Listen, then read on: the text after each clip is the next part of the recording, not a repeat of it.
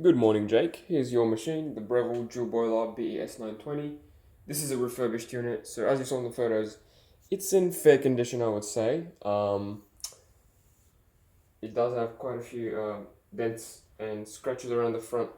If we're being honest, a bit of wear and tear on the top plate here, especially on the front. A few dents on the left, a few dents on the right hand side.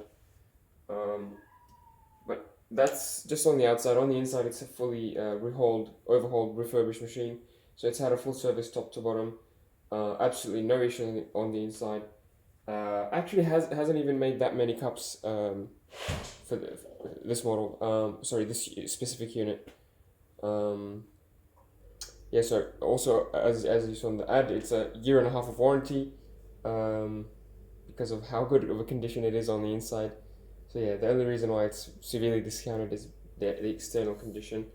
Um, but other than that, yeah, let's make the coffee. So this unit is a dual boiler, so it usually takes about 5 minutes to turn on, reach temperature, etc.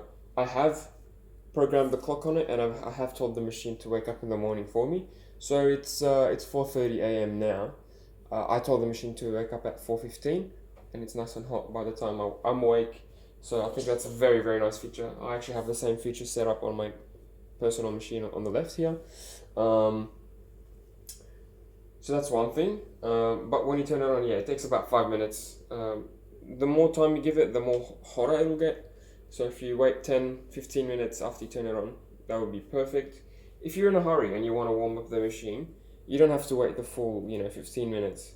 You can just run a blank shot, and that will warm up the machine as well. So a blank shot is pretty much what I'm doing now. You put the handle on, no coffee of course, because this is a blank shot.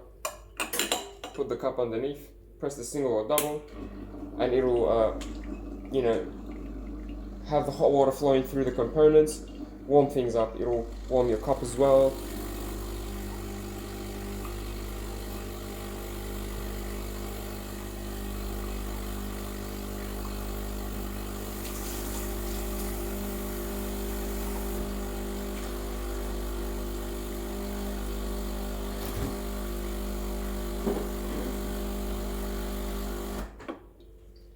And as a bonus, if there's any sort of coffee grounds or dirty oils in the group head and portafilter, this will clean those as well.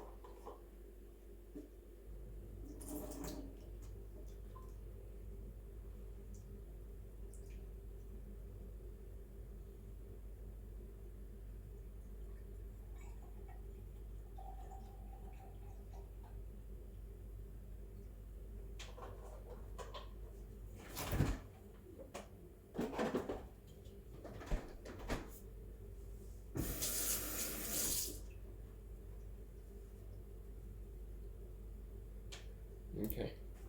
So I'm just setting my milk. So after you've done that, take out the cup. Keep the hot water in. You want to keep it for as long as possible to keep it as warm as possible.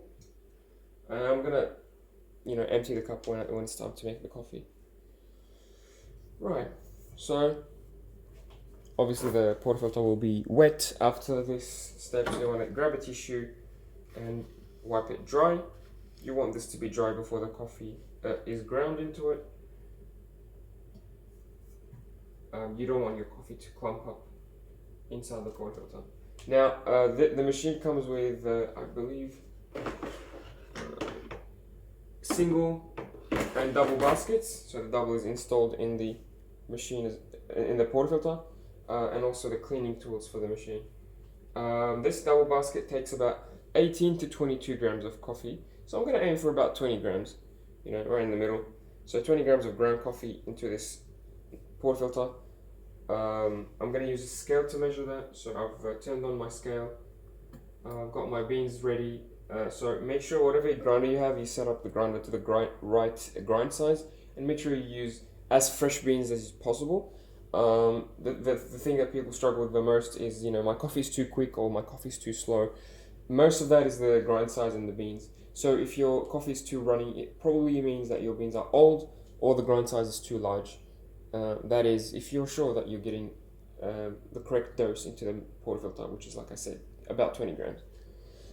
If your coffee is too slow, that just means your grinder is grinding way too fine. You want to dial that back to a larger grind size. So I've got my grinder set up for my main machine. The beans are quite old, but I think they'll do a good enough job for the sake of the video.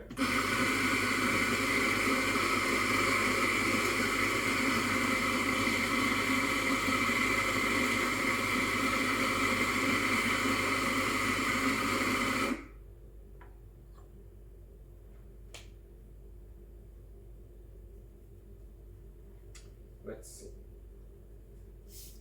It's a bit more.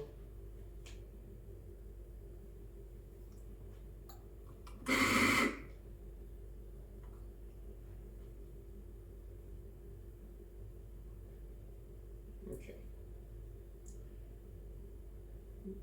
19.5. Yeah, I think I'll keep it there. So 19.5 grams. Before pressing it with the tamper, you want to sort of distribute the grounds with your finger. You can use, there's a few tools you can buy that do this. You can use your palm, you can use your fingertips.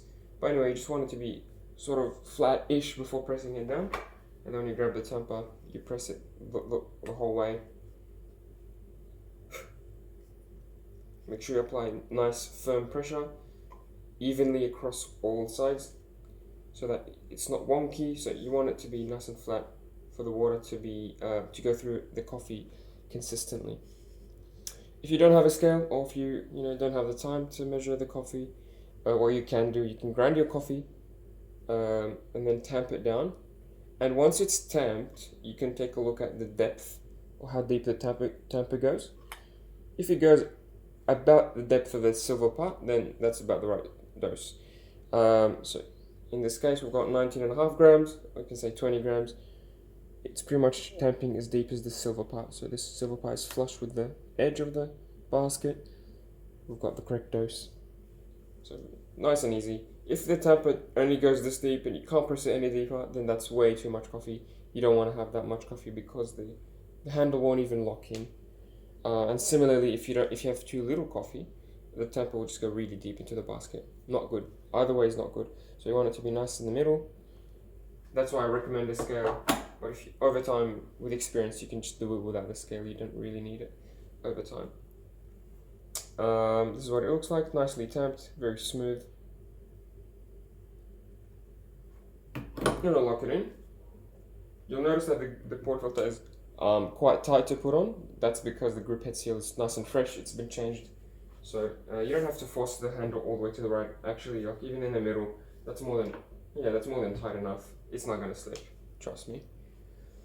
So yeah, now we can make the espresso. This is a dual boiler, so obviously you have the coffee boiler and pump, and the steam boiler and pump. Two separate systems. You can do both at the same time.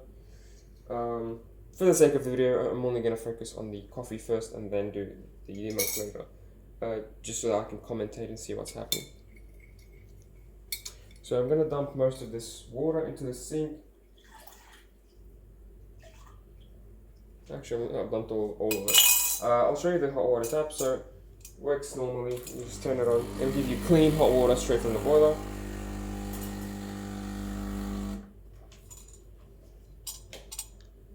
Very nice. Grab your sugar or your syrup, whatever you prefer at this stage.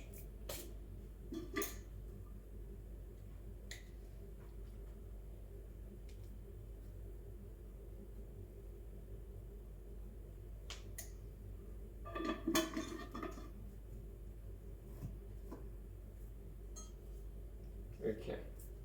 Yeah, I like to add quite a bit of sugar to my coffee. It's just a habit that I have. But anyway, after you do that, in my case, I'm going to use the scale again to measure the output. So you want to measure the input and the output. Input was 20 grams, output 40. So we want to double whatever we put in. And we want the doubling to happen in about 30 seconds for the double basket. So in the 30 seconds, hopefully, I want the machine to give me 40 grams of liquid espresso into my cup. I'm not sure if we will be getting that just because of my grind size being way too, my beans being way too old. I haven't gotten a new bag in quite a while, but we'll give it a shot. Like, the buttons here are programmable, so you can change them to whatever length you prefer. From factory, they come at 25 seconds and 30 seconds, I believe. So yeah, let's try the double. It does have a timer, so take a look at that. Pay attention to the pressure gauge. You want it to be about 8 to 10 bars.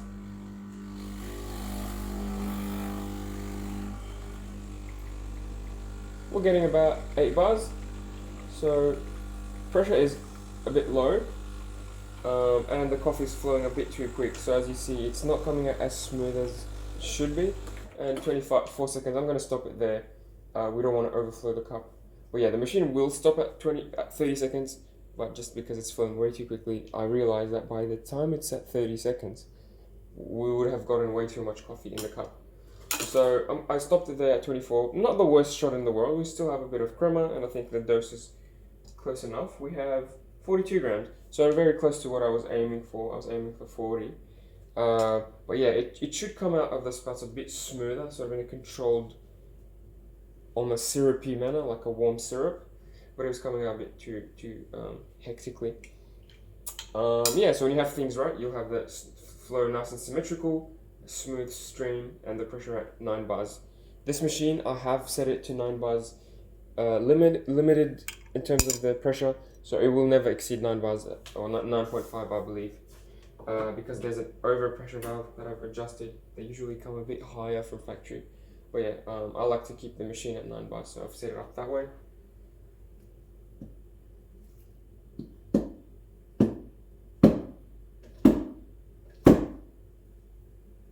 After the shot, you want to knock the portafilter as soon as you can. You want to keep the machine nice and clean.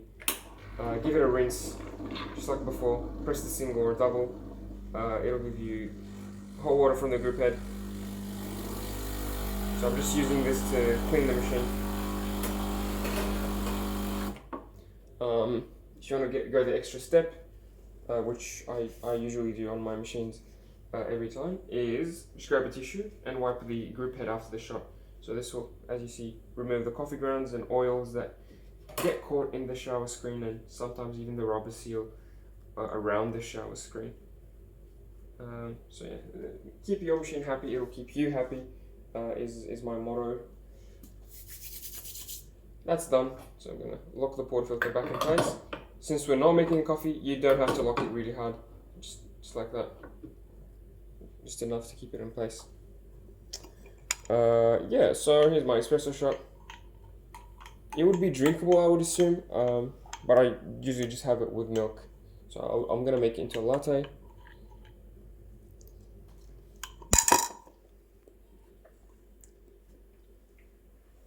The steam one on these machines is one of the best, honestly. Strong enough steam. It's got 3 holes. It's got a multi-directional ball valve, so you can control your milk. Anyway, with the technique, it'll take a bit of practice. I'm not sure how experienced you are with coffee making, but it took me quite a while to get decent at steaming milk. My jug here has a milk temperature, but I'm going to be going by feel. So the technique is, first obviously you want to purge the wand, just to get rid of any water that's built up. Next you want to position the jug sort of at an angle, and keep the tip close to the surface of the milk, but also close to the edge of the milk jug, so that it's like that, and spinning the milk as it starts the steaming. And as it steams, that positioning will incorporate air into the milk. So incorporating air will make the milk creamier, but we'll be incorporating air for about 5 to 10 seconds. Longer than that and you start making the milk way too foamy, way too fluffy, which you don't want in a latte, maybe in a cappuccino or something else. And then yeah, when the 10 seconds finish, you want to raise the jug to stop the aeration. So raise the jug, dunk the tip deeper into the milk, and keep steaming until the edges of the jug, the jug is way too hot to touch.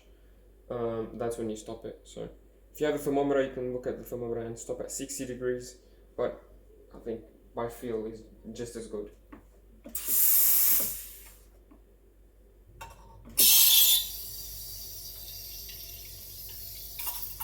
I'm aerating the milk now.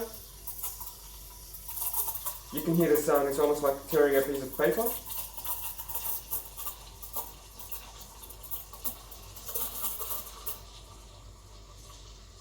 So 10 seconds, and then now I'm gonna stop the aeration. I've raised the jug, put the wand a bit deep into the milk, and now it's just spinning it and heating it up. I'm gonna stop when it's way too hot to touch.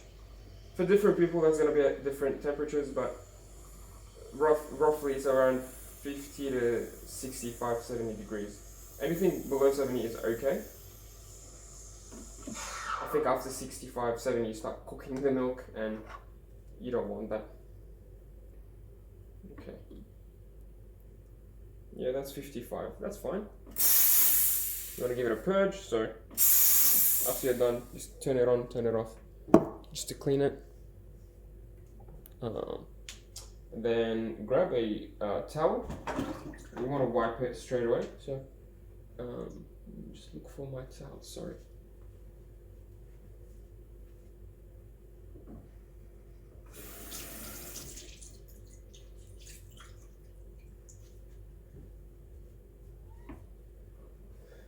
That's my cat begging for some milk. She loves the milk coming out of this machine.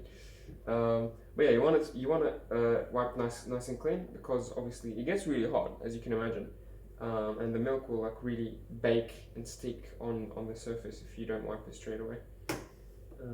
Wipe the other parts while you're at it. Yeah, after wiping the wand, purging the grip head, the machine is ready to either make another coffee or just be stored for another coffee in the morning, ready to make another one. So that's the Breville Dew boiler. Let me just pour the milk and show you what I've made. So stir your espresso just to mix up that crema. And then for the milk, you want to knock the jug on the countertop just to break any air bubbles, and then swirl it around. Already the milk is quite smooth, but you want to do this 2-3 times until the surface is as smooth as wet paint, you can say.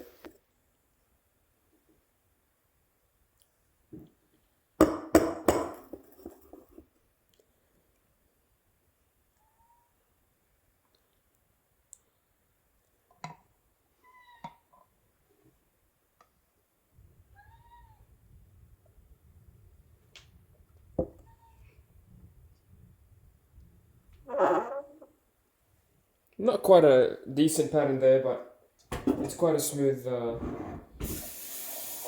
texture, and that's all. Smooth texture is what gives the milk that sweet taste. So yeah, here's the final result. Let me just show you. Sorry about the mess. That's the final result. It's very, very smooth. I'm definitely looking forward to having this cup of coffee. I'm sure you can do better coffees with some practice. I don't usually practice my latte art, but yeah, thanks for watching. That's the Breville Dew boiler.